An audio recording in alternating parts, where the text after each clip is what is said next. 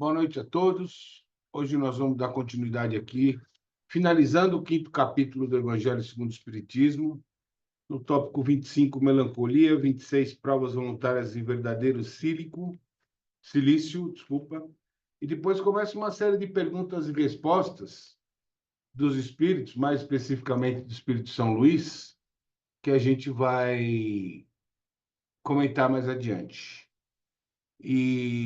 Então vamos iniciar o nosso Evangelho dizendo todos, irmão Jesus, mais uma vez nos reunimos em teu nome para nossos estudos semanais do Evangelho, visando aprimorar o nosso conhecimento no caminho evolutivo do Espírito.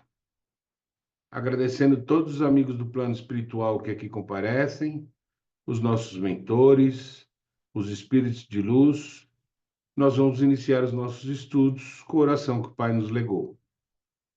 Pai nosso que estás no céu, santificado seja o vosso nome. Venha a nós o vosso reino, seja feita a vossa vontade, assim na terra como no céu. O pão nosso de cada dia nos dai hoje, perdoai as nossas ofensas, assim como nós perdoamos a quem nos tem ofendido. Não nos deixeis cair em tentação e livrai-nos de todo mal, porque teu é o reino, o poder e a glória hoje e sempre. Que assim seja. Então vamos lá para o nosso primeiro trecho, tópico 25 do capítulo 5, melancolia, que a Carolzinha vai fazer a gentileza de ler para a gente. A melancolia. Sabeis porque uma vaga tristeza se apodera por vezes dos vossos corações e vos faz achar a vida tão amarga? É o vosso espírito que aspira à felicidade e à liberdade, e que, preso ao corpo que lhe serve de prisão, extenua-se em vãos esforços para dele sair. Mas, vendo que são inúteis, cai no desencorajamento e o corpo, suportando sua influência e a languidez, o abatimento e uma espécie de apatia se apoderam de vós e vos achais infelizes. Crede-me, resisti com energia a essas impressões que enfraquecem vossa vontade. Essas aspirações para uma vida melhor são inatas no espírito de todos os homens, mas não a procureis neste mundo. E atualmente, quando Deus vos envia seus espíritos para vos instruírem sobre a felicidade que vos reserva, esperai pacientemente o anjo da libertação que deve vos ajudar a romper os laços que mantêm vosso espírito cativo. Lembrai-vos de que tendes a cumprir, durante vossa prova na terra, uma missão de que não suspeitais, seja em vos devotando à vossa família, seja cumprindo os diversos deveres que Deus vos confiou. E se no curso dessa prova e desempenhando vossa tarefa, vedes os cuidados, as inquietações, os desgostos se precipitarem sobre vós, sede fortes e corajosos para os suportar. Afrontai-os francamente. Eles são de curta duração e devem vos conduzir para perto dos amigos que chorais, que se regozijarão com a vossa chegada entre eles e vos estenderão os braços para vos conduzir a um lugar onde os desgostos da terra não têm acesso. Você vai comentar, Fê? Ou vou já para provas voluntárias? Basicamente, isso daqui diz o seguinte: quando o meu espírito não consegue me usar para a sua evolução, quando eu me apego aos bens terrenos, me apego a vícios, me apego a felicidades efêmeras, a festas, ao que é da carne, o espírito não consegue promover a sua própria evolução. Ele desiste, ele fica angustiado, ele fica triste, porque ele não controla 100% o corpo, ele busca controlar, mas o bicho ainda é muito forte, instinto. O bicho ainda é muito forte naquilo que aprendeu de ruim. E aí ele desiste. E logo depois que nós temos uma avalanche de felicidade, nós somos atacados por uma melancolia sem sentido. A gente fala, mas por que que eu estou tão triste? Por que que eu estou tão melancólico? Porque ainda é o espírito que domina o consciente humano. E esse sentimento do espírito reflete no ser humano o sentimento do espírito de incapacidade de evolução, dominando o ser humano, o instinto humano. Pode continuar.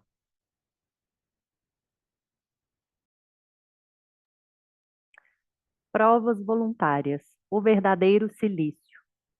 Perguntai se é permitido abrandar as vossas próprias provas. Essa questão leva a essa. É permitido aquele que se afoga procurar se salvar? Aquele que tem um espinho cravado o retirar? Aquele que está doente chamar um médico? As provas têm por objetivo exercitar a inteligência, assim como a paciência e a resignação. Um homem pode nascer numa posição penosa e difícil, precisamente para obrigá-lo a procurar os meios de vencer as dificuldades. O mérito consiste em suportar sem lamentação as consequências dos males que não se podem evitar, em perseverar na luta, em não se desesperar se não for bem-sucedido, mas não num desleixo que seria preguiça mais que virtude.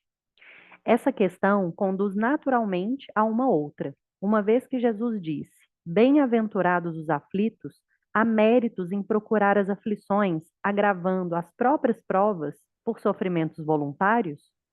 A isso responderei muito claramente: sim, há um grande mérito quando os sofrimentos e as privações têm por objetivo o bem do próximo, porque é a caridade pelo sacrifício. Não, quando não tem por objetivo senão a si mesmo, porque resulta do egoísmo por fanatismo. Há aqui uma grande distinção a fazer. Para vós, pessoalmente, contentai-vos com as provas que Deus vos envia, e não aumenteis sua carga, às vezes tão pesada. Aceitá-la sem lamentações e com fé é tudo o que ele vos pede. Não enfranqueçais vosso corpo com privações inúteis e mortificações sem objetivo, porque tendes necessidade de todas as vossas forças para cumprir a vossa missão de trabalho na terra. Torturar voluntariamente e martirizar vosso corpo é contravenção à lei de Deus, que vos dá o meio de sustentá-lo e fortificá-lo. Enfraquecê-lo sem necessidade é um verdadeiro suicídio. Usai, mas não abuseis. Tal é a lei. O abuso das nossas melhores coisas traz sua punição nas consequências inevitáveis. Outra coisa é o sofrimento que se impõe para alívio do próximo. Se suportais o frio e a fome para aquecer e alimentar aquele que disso tem necessidade, Pode chorar, e se o pode vosso... chorar, entendeu? Vou repetir. Torturar voluntariamente e martirizar vosso corpo é contravenção à lei de Deus, que vos dá o meio de sustentá-lo e fortificá-lo. Enfraquecê-lo sem necessidade é um verdadeiro suicídio. Usai, mas não abuseis. Tal é a lei. O abuso das melhores coisas traz sua punição nas consequências inevitáveis. Outra coisa é o sofrimento que se impõe para o alívio do próximo. Se suportais o frio e a fome para aquecer e alimentar aquele que disso tem necessidade, e se o vosso corpo com isso sofre, eis o sacrifício que é abençoado por Deus. Vós que deixais vossos aposentos perfumados para ir a mansarda infecta levar a consolação, vós que manchais vossas mãos delicadas, cuidando de chagas, vós que vos privais do sono para velar a cabeceira de um doente, que não é senão vosso irmão em Deus, vós, enfim, que usais vossa saúde na prática de boas obras, eis vosso cilício, verdadeiro cilício de bênção, porque as alegrias do mundo não secarão vosso coração. Não adormecestes no seio das volúpias destruidoras da fortuna, mas vos fizestes anjos consoladores dos próprios deserdados. Mas vós, que vos retirais do mundo para evitar suas seduções e viver no isolamento, qual é a vossa utilidade na terra? Onde está a vossa coragem nas provas, uma vez que fugis da luta e desertais do combate? Se quereis um cilício, aplicai-o sobre vossa alma, e não sobre o vosso corpo. Mortificai vosso espírito, e não vossa carne. Fustigai vosso orgulho. Recebei as humilhações sem vos lamentar. Pisai vosso amor próprio. Resisti contra a dor da injúria e da calúnia, mais pungente que a dor corporal. Eis o verdadeiro cilício, cujas feridas vos serão contadas, porque eles atestarão vossa coragem e vossa submissão à vontade de Deus. Basicamente, esse texto, as provas voluntárias do verdadeiro silício, se traduz num parágrafo. Essa questão nos conduz naturalmente a outra. Depois que Jesus disse: Bem-aventurados os aflitos, há mérito em procurar as aflições agravadas, as provas por meio de sofrimentos voluntários, a isso eu responderei muito claramente: sim, é um grande mérito quando os sofrimentos e as privações têm por fim o bem do próximo, porque se trata da caridade pelo sacrifício, não quando eles têm por fim o bem próprio, porque se trata de egoísmo pelo fanatismo. Se eu me restringo, eu me privo de algum conforto ou de alguma coisa, para dividir esse conforto ou comida ou calor ou qualquer outra coisa com o meu próximo, esse meu sacrifício é reconhecido porque foi em favor do próximo. Não houve uma. Eu equilibrei o sacrifício dele e o meu. Eu sofro um pouco e me conforto um pouco. Você sofre um pouco e se conforta um pouco. Quando eu busco o sacrifício, a dor, o sofrimento voluntário, para mim é egoísmo. Então eu imagino que se eu me autoflagelar, eu angariarei mais pontos e terei mais resgates, porque eu estou sofrendo. Isso é bobagem. É a ideia de Deus que gosta do sofrimento, gosta de ver as pessoas sofrerem, se compraz com o sofrimento. Deus não é masoquista. Ele quer a nossa felicidade e não o nosso sofrimento. Não adianta você se lançar ao alto flagelo, porque você só vai fazer mal para si próprio. Ele não vai levar isso em consideração, porque o seu sofrimento em relação ao próximo é pensando no próximo. O seu sofrimento em relação a si próprio é pensando no seu egoísmo, para que você angarie mais pontos, mais resgates do passado. E para Deus é a intenção, mais do que a ação. Por mais que eu não consiga reverter o sofrimento do próximo, eu tentar reverter esse sofrimento tem um valor muito grande para Deus.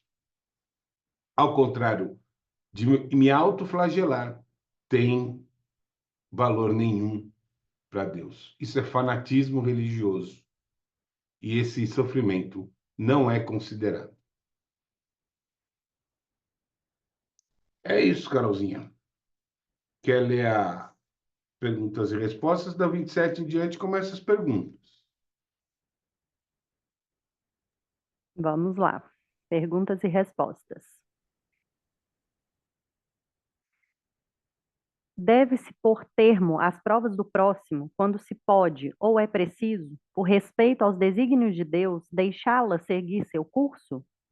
Dissemos e repetimos frequentemente que estais sobre essa terra de expiação para rematar vossas provas e que tudo aquilo que vos sucede é uma consequência de vossas existências anteriores, o ônus da dívida que tendes a pagar.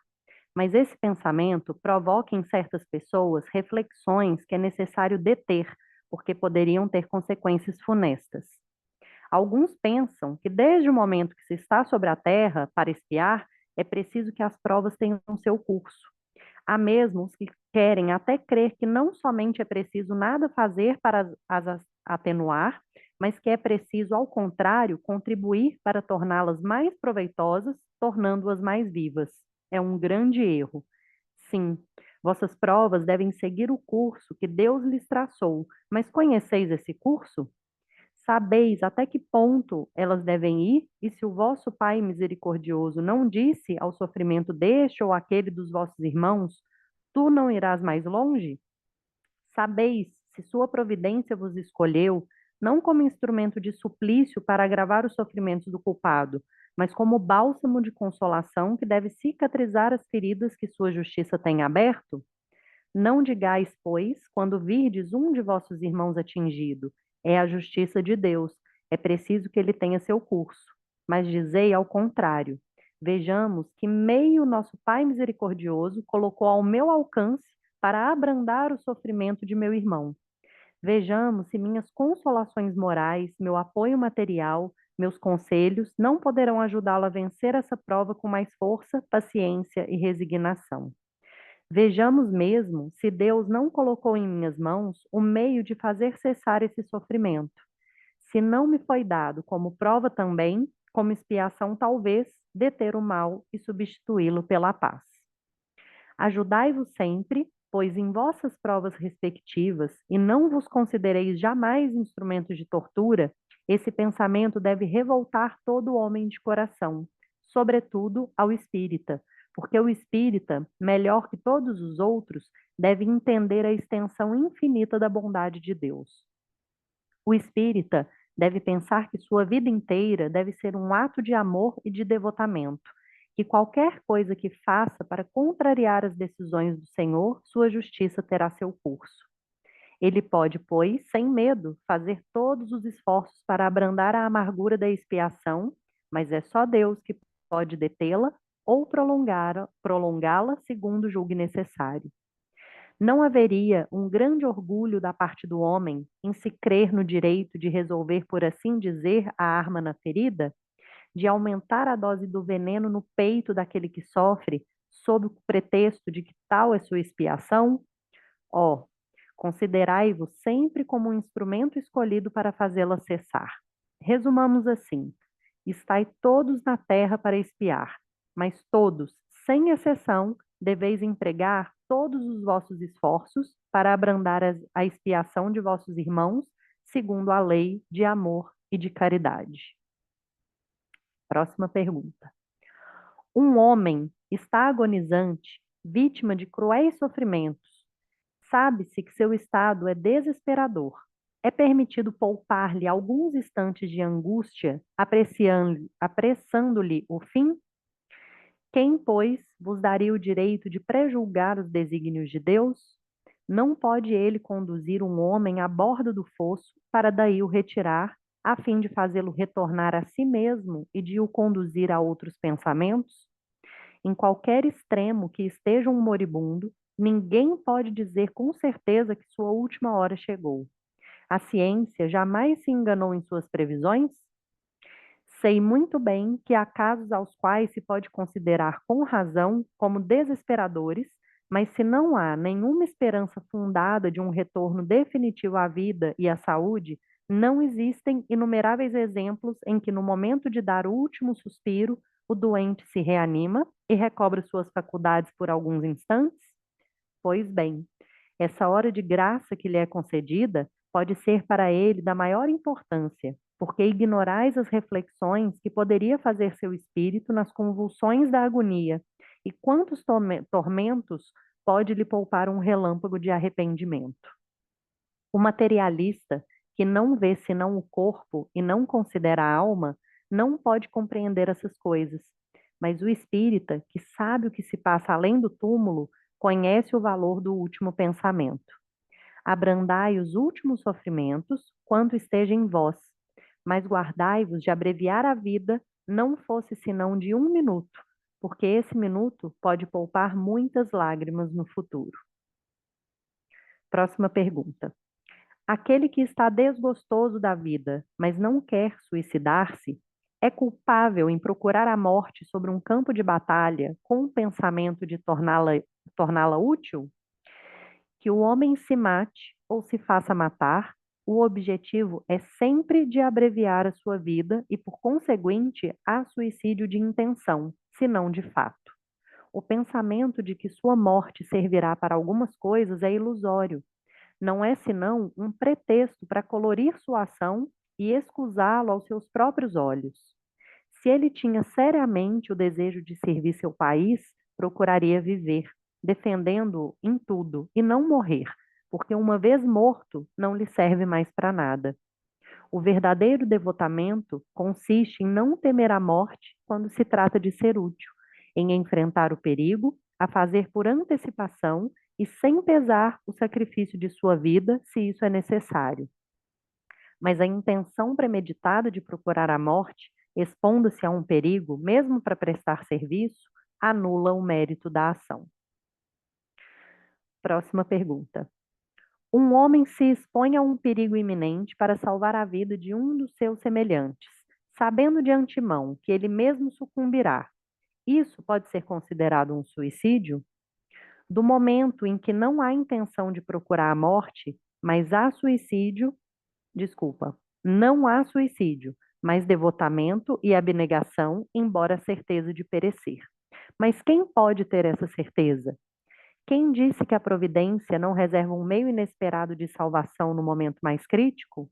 Não pode ela salvar mesmo aquele que estiver na boca de um canhão?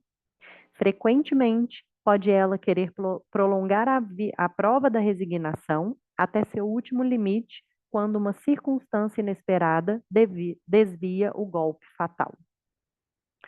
Pergunta 31. Aqueles que aceitam seus sofrimentos com resignação, por submissão à vontade de Deus e com vistas à sua felicidade futura, não trabalham senão para si mesmos e podem tornar seus sofrimentos proveitosos aos outros? Esses sofrimentos podem ser proveitosos ao outrem, material e moralmente. Materialmente, se pelo trabalho, as privações e os sacrifícios que se impõem contribuem para o bem-estar material do próximo. Moralmente, pelo exemplo que dão de sua submissão à vontade de Deus. Esse exemplo do poder da fé espírita pode estimular os infelizes à resignação, salvá-los do desespero e de suas funestas consequências para o futuro. É isso. E aqui, crianças, nós temos uma pequena demonstração do que nós viemos fazer aqui.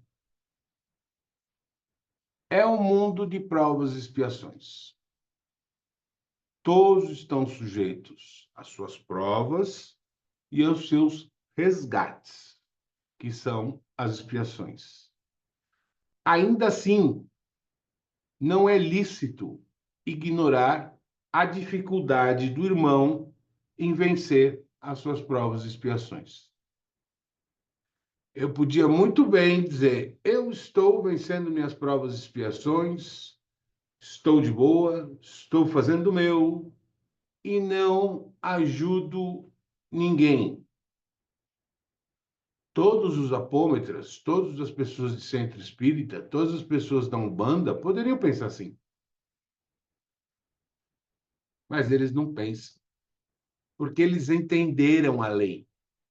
E a lei não é para si, é para todos. Se um fica para trás, nós temos que voltar para buscar. Então, nós temos que aliviar ao máximo o sofrimento do próximo, sem deixar de cumprir as nossas obrigações, os nossos desígnios. Mas nós devemos aliviar o sofrimento do próximo até a determinação da lei de Deus. Algumas coisas ele decide. E só ele. Como a morte, por exemplo. Não vamos entrar numa polêmica aqui, que quando esse livro foi escrito, não havia, por exemplo, a manutenção da vida artificial. Né? Mas vamos falar da época do livro, que isso gera uma polêmica. Mas eu abreviar o sofrimento de um ser humano pela morte, pela eutanásia, não é lícito. porque eu não domino esse poder. Eu não tenho poder sobre a vida ou a morte. E me lançar a um perigo qualquer para evitar que alguém morra, ou que alguém se machuque, ou que alguém tenha um prejuízo maior, é considerado um ato de heroísmo, não só na Terra, mas para a espiritualidade. Porque não existe caridade maior do que eu aceitar trocar a minha vida pela do próximo, para que ele continue na jornada correndo o risco de arcar com todos os resgates que isso possa reverter para mim. Então, basicamente é isso. A gente tem que se cuidar, cuidar do outro e ter cuidado para não transpor a lei, não achar que é Deus. Tá fácil, né? Pois é isso. Carol, você vai ler a carta agora ou faz pergunta e resposta? Hoje não vai ter cartinha, Por quê? porque a cartinha tem que ser intuída. Hoje eu intuí que não precisava de carta. Então, tá bom. Então, quem intuiu que precisa de pergunta?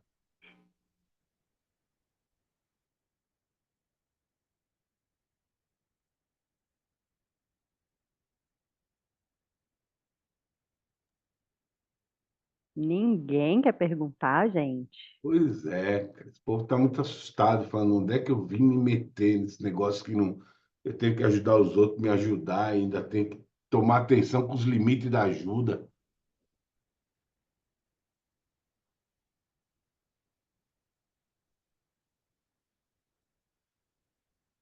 Então, Gabriel, não estamos te ouvindo, queridão.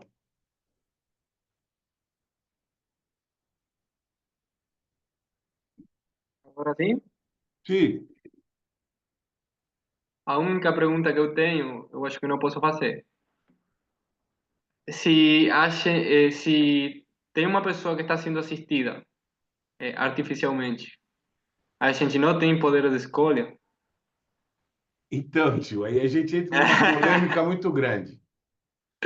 Porque quando esse livro foi editado, quando ele foi publicado, não existia essa espécie de manutenção artificial de vida. Mas se você quer saber a minha opinião, eu não tenho vergonha de dar, eu entendo que se uma pessoa está artificialmente sendo mantida viva, eu acho que a eutanásia é aplicável. Porque o natural deixou de funcionar e Deus atua pelo natural. Então a pessoa já era para ter morrido de forma natural. Então eu entendo que sim, que pode ser aplicada a eutanásia quando é só aparelho que mantém o sistema biológico. E que é o que acontece com o espírito, no caso que a gente está sendo, o bicho está sendo mantido artificialmente. Ah, ele já está lá há muito tempo, ele só está ligado, mas ele nem retorna mais, ele fica lá, na espiritualidade só com o filamento ligado. E aí ele tem consciência das pessoas que vão visitar ele e tudo isso. Ele tem consciência assim. Trafega pelo hospital, tem consciência das pessoas que vão visitar, tudo isso. E não atrapalha no caminho do espírito. Atrasa, porque tecnicamente já era para ele estar desligado. Naturalmente já era para ele estar desligado. Entende? Diga, Su. Eu tenho uma questão que é assim, como que coloca a questão da vocação? Não entendi. Então, espera aí que eu vou explicar. Vou Então tentar, tá, desculpa. tentar. Assim, eu acho que vocare, né? Vocação é um chamado. Então, existem pessoas, vou falar por mim. Eu tenho família, né? Quando eu fui trabalhar na intervenção e tantos casos, tantos pacientes que eu tirei de hospício de verdade, porque fui eu que assinei a alta, enfim, pessoas que conseguiram ter uma vida muito melhor depois, mas não estava presente em casa. Então, digamos assim, a minha missão como mãe, ela ficou um pouco, né? Teve outras pessoas que cobriram, que compensaram, mas eu fico pensando qual teria sido mesmo. Eu sinto que foi uma coisa de chamado. Assim, eu não podia ter feito outra coisa, porque a história é assim: eu participei de um hospital psiquiátrico, por exemplo, onde eu assisti as mulheres tomando banho nuas, né, com mangueira, e onde raspavam a cabeça e limpavam com vassoura. Então, uma condição absolutamente subhumana, eu não pude ir embora. Eu não consegui voltar para minha casa e dali eu fiquei. E acho que pude fazer algumas coisas. Mas alguma outra coisa, a sensação que eu tenho é que eu deixei de fazer, né? E um pouco de culpa, talvez, eu sinta, de não ter ficado mais com as minhas filhas. Como é que resolve isso? Quem te deu a incumbência de ficar com as suas filhas, a espiritualidade ou o instinto do bicho? Não sei. O instinto do bicho. É mesmo. Porque Ah, a espiritualidade diz que os filhos são cria para o mundo. ah, Eles têm sua evolução própria, sua vida própria. Mas o instinto do bicho fala: não, meu filho, vem cá, vem pertinho, vou te proteger. A atitude que você tomou foi, na minha opinião, foi a mais acertada, porque você dedicou o seu trabalho, sua vida, seu estudo, sua, sua graduação ao próximo. Quem que foi melhor assistido? Aqueles que necessitavam de você ou seus filhos? não, meus filhos sempre foram melhor assistidos. Eles estavam Então a melhor gente, assistidos. então a gente já chegou numa conclusão aqui, não é? Você largou tudo para atender ao próximo. Você se privou, o que a Carolzinha acabou de ler. Você se privou de alguma coisa para atender a necessidade do outro. Essa é a essência da caridade. É esse o sacrifício que vale. Agora, Gabriel, pensando aqui que sopraram no meu ouvido, vamos pensar de uma forma análoga. Se Deus disse, não abrevia a vida, porque eu determino, de forma antagônica a gente pode pensar, não estenda a vida quando eu determino o fim. Então, se a gente abrevia aquela vida que não ocorreu naturalmente, e está errado, a gente não pode estender aquela vida que também já aconteceu naturalmente. Só que agora com a tecnologia, isso carrega um monte de coisas. Como, por exemplo, os filhos que chegam da... Eita, como é que vocês chamam? É, inseminação.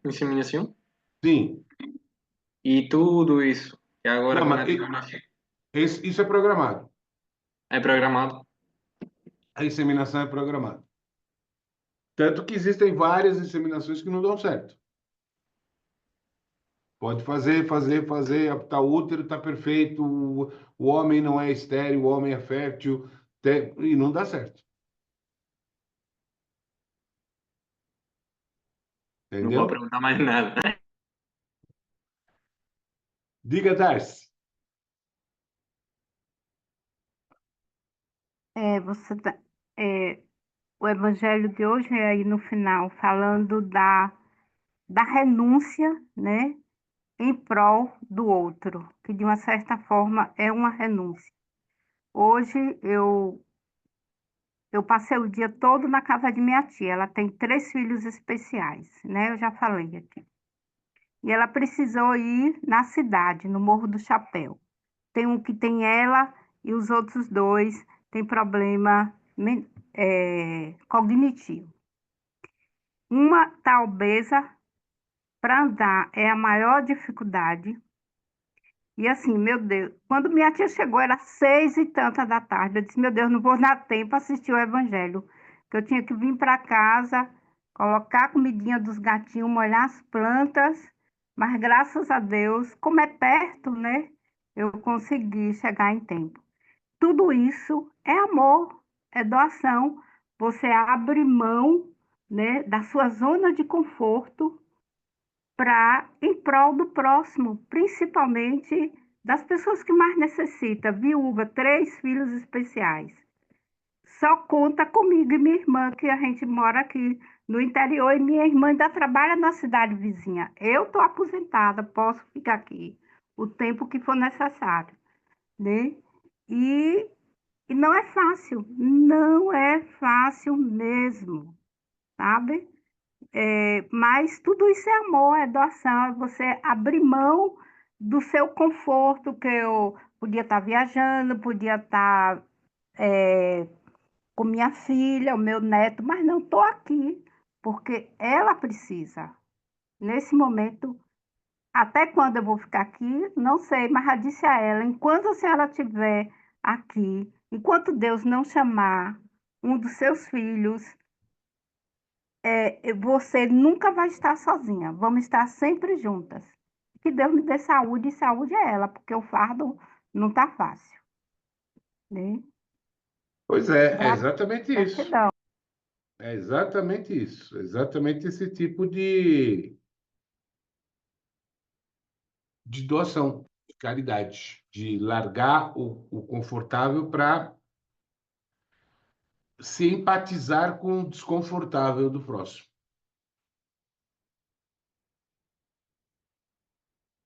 Mais alguém? Não? Então vamos encerrar por hoje? Fazer a energização de cada um. Então vamos lá. Irmão Jesus, mais uma vez estivemos reunidos em teu nome, agradecendo novamente aos irmãos do plano espiritual que aqui comparecem. Aos nossos mentores nós agradecemos, pedimos que continuem nos intuindo, nos orientando, nos instruindo, nos ensinando e nos direcionando. Aos espíritos de luz, agradecemos pela atenção, pelas lições. Pedimos que fluidifiquem a água e nos concedam a bênção de vida do passe, onde cada membro dessa reunião vai imaginar à sua frente um ente de luz. Uma luz branca, uma luz cristalina, uma luz perolada que vai saindo do ser e tocando o topo da nossa cabeça. Essa luz começa a invadir o nosso corpo e a empurrar toda a energia, positiva ou negativa, toda ela para o nosso pé, do pé para o chão e do chão para o centro da Terra. Essa energia vai tomando parte de todo o nosso corpo. Começa a envolver cada órgão do nosso corpo e começa a transbordar do nosso corpo. Ao passo que essa energia transborda, ela atinge nossos familiares mais próximos, os nossos familiares mais distantes, nossos pets, nossa casa, nossos carros, motos, veículos de transporte, nossos locais de trabalho, e vai se expandindo, atingindo aos nossos amigos, os nossos inimigos, a todos os seres humanos e animais que precisam no orbe terrestres, estando encarnados ou desencarnados. A luz que extravasa de nós cobre todo o orbe da Terra, iluminando todos os seres, plantas, minerais, vegetais e animais. E nessa reflexão energética, Senhor, nós te dissemos: Obrigado por tudo que tivemos, pelo que temos e pelo que ainda teremos.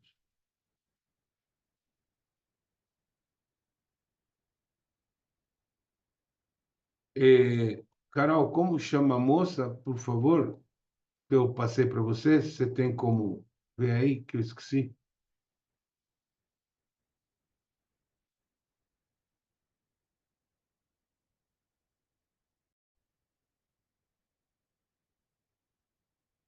Pedimos a intercessão dos amigos do plano espiritual para o pronto restabelecimento da nossa irmã Carolina Bertoloni. Caroline Cristina Ferreira Bertoloni.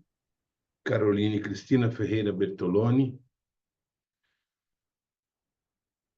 E nesse ambiente de auxílio e iluminação, nós dizemos, Pai, em tuas mãos entregamos os nossos corpos, os nossos espíritos, nossa saúde e nosso futuro. Ilumina o nosso caminho, Senhor, e nos conduz por ele.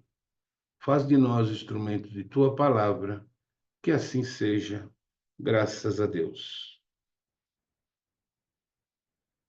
Podem beber a água.